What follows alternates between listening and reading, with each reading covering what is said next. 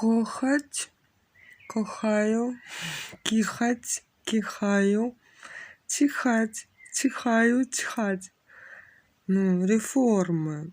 Глухие звонкие согласные. К это Г вообще-то и Ч это уже тоже составляющая. То есть, ну, этимология и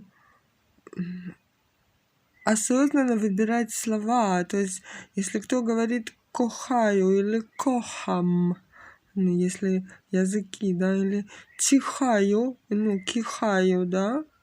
Еще есть интересное сочетание. Ну, милость — это что? Мило.